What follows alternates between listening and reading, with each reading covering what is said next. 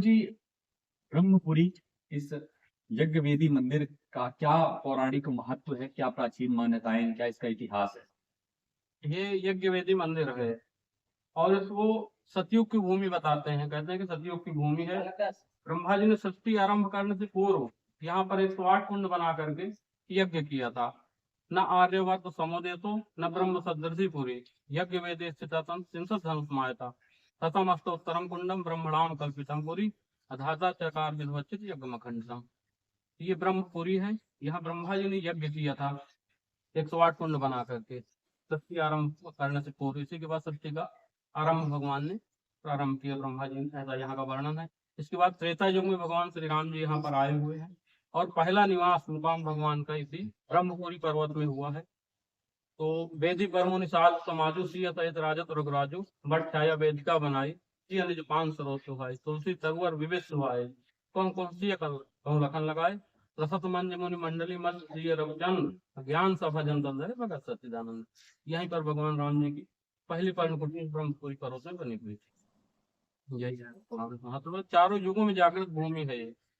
सतयुग में यहाँ राजा नल जी चित्रकूट में आए हुए हैं। द्वापर का भी यहाँ का वर्णन है।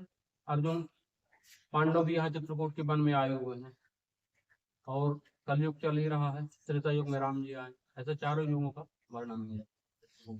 अगर कलयुग में देखा जाए तो क्या यहाँ की पौराणिक मान्यताएं हैं या किंवदंतियां हैं कि जो यहाँ पर आने से, और हर एक मंदिर की अपनी अपनी मान्यताएं होती हैं, तो यहाँ आने के बाद ऐसा क्या है कि लोगों को यहाँ पे विशेष लाभ या फिर यहाँ पे दार्शनिक स्थल, तो इसे किस तरीके से लोग देखें? भाई वैसे तो चित्रकूट की संपूर्ण भूमि ऊर्जा से उत्प्रोत है। जहाँ जहाँ राम चरण चल जाए तिन समान अमरावती नहीं। जहाँ जहाँ भगवान राम जी के चरण पड़े हुए हैं भूमि में, तो ऐसे अमरावती पूरी इंद्र की पूरी जो होती है उससे भी यहाँ का महत्व अधिक है चित्रकूट का। तो ये प्राचीन मंदिर है और यहाँ नेचुरलिटी दिखती है। ब्रह्मा जी का जैसे यज्ञ कुंड बना हुआ है, अभी आप देखेंगे जो कोई प्राचीन बना हुआ है, लगभग 400 वर्षों का तो है ही जब राजाओं ने मंदिर बनाया है। लेकिन भूमि ये सतयुग की है। क्या पौराणिक मान्यताएं हैं और इनको तुलसीदास जी का गुरु कहा जाता है। इन सब चीज, ये जो किंवदंतियां हैं, पौराणिक कथाएं हैं, इन पर थोड़ा प्रकाश डालिए। ये जगत गुरु रामानंदाचार्य जी महाराज हैं। ये वैष्णव समाज के हमारे संस्थापक हैं। वैसे तो कहते हैं कि रामानंदा स्वयं राम है प्रादुर्भूते महितला।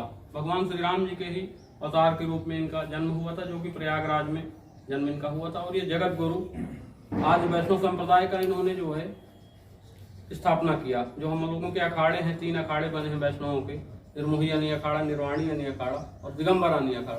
तो रामानंदाचार्य जी के द्वारा ही स्थापना की गई वैष्णव संप्रदाय की। और जो राम नाम का आज हमारे पूरे जगत में प्रचार है, तो जन्मदाता कहीं न कहीं रामानंदाचार्य जी ही हैं। इनके 12 शिष्य रहे, तो उनमें एक नरहरयानंद जी रहे और नरहरयानंद जी के शिष्य गोस्वामी तुलसीदास जी हैं। तो गोस्वामी जी के तुलसीदास जी के बाबा गुरु कहलाए। ऐसा इनका वर्णन।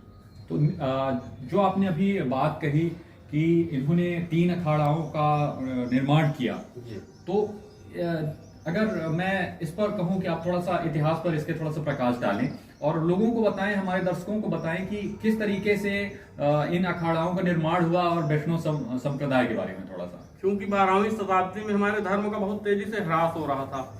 मुगलों का बड़ा आतंक था और हिंदू धर्म को हमारे और हिंदू संप्रदाय को पूरी तरह से नष्ट किया जाता। राम नाम का बहुत ज्यादा विलोप हो रहा था। तब इनका अवतरण जो है प्रयागराज में 12वीं शताब्दी में हुआ और इन्होंने धर्म के लिए संपूर्ण देश में जाकर के प्रचार प्रसार किया और धर्म की रक्षा के लिए इन्होंने अखाड़ों का गठन किया। धर्म की ध्वजा लहराने के लिए अखाड़ों का गठन किया जाता है। पहले 3 अनी अखाड़ों का इन्होंने गठन किया, निर्वाणी अनी अखाड़ा, दिगंबर अनी अखाड़ा और निर्मोही अनी अखाड़ा। इनके फिर साहे अखाड़े हैं। निर्मोही के 9 घर होते हैं और निर्वाणी के 7 घर, दिगंबर के 2। इस तरह कुल 18 अखाड़े हम लोगों को वैष्णव संप्रदाय। अगर इन 3 अखाड़ाओं की मैं बात करूं तो इन्हें कैसे विभाजित किया गया, कैसे वर्गीकृत किया गया, इनमें भिन्नता क्या है?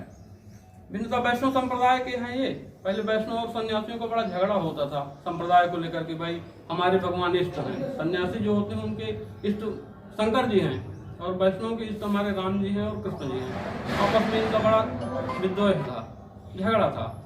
इसीलिए धर्म की रक्षा के लिए भाई साधु किस संप्रदाय का है, साधु है तो कहाँ से आता है, किसी संप्रदाय का होगा तो भाई हम लोग वैष्णव संप्रदाय के हैं। तो विभाजन किया गया कि सन्यासी अलग रहें, वैष्णव अलग रहें।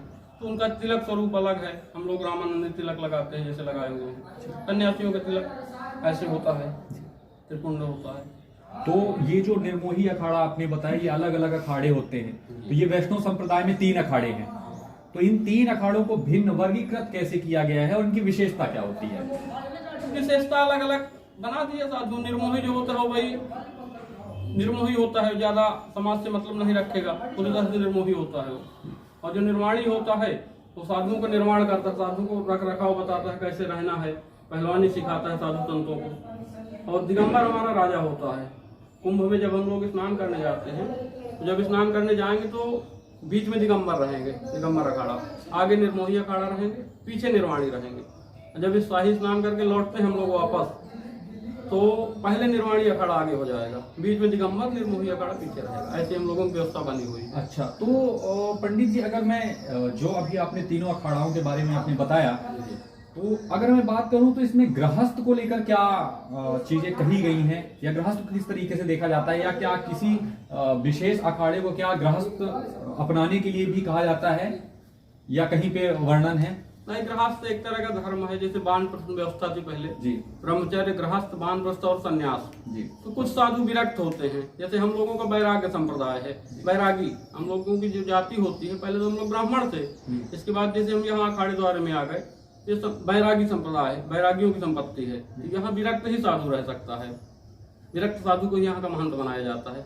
और जैसे हम स्वयं का अपना आश्रम बना लें, भगत जगत चिता करके खरीद करके स्वयं का आश्रम बना लें, तो गृहस्थ आश्रम भी में भी साधु सेवा की जा सकती है। साधु तो भाई कहीं से आ सकता है, गृहस्थ या वृक्ष संत तो जनता एक साधु एक स्वभाव है, साधुता एक स्वभाव है। और यज्ञ कुंड से ही जो मत गजेंद्र नाथ जी की उत्पत्ति हुई, जो आपके बगल में मत गजेंद्र नाथ जी बैठे हुए हैं, तो ब्रह्मा जी के द्वारा ही स्थापित है। 4 शिवलिंग है वहां, तो पहला शिवलिंग ब्रह्मा जी के द्वारा स्थापित है। उसी यज्ञ कुंड से प्रकट हुआ, तो ब्रह्मा जी ने क्षेत्रपाल के रूप में यज्ञ की रक्षा के लिए शिव जी की स्थापना किया। आपका नाम? सत्य प्रकाश दास, द्विवेदी मंदिर, निर्वाणी अखाड़ा। जनकपुरवासी सभी लोग आए थे। हम भी बता और अच्छा बताएंगे आपको। आइए थोड़ा सा इसको लेकर आप बोल दीजिए कुछ। ये स्थान सा क्या नाम है?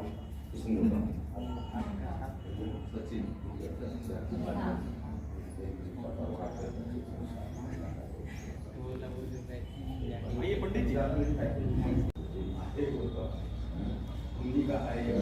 कुंड को लेकर क्या मान्यताएं हैं, आप सीधे सीधे ये बताइए, इसमें इंट्रोडक्शन हमसे करवा दीजिए।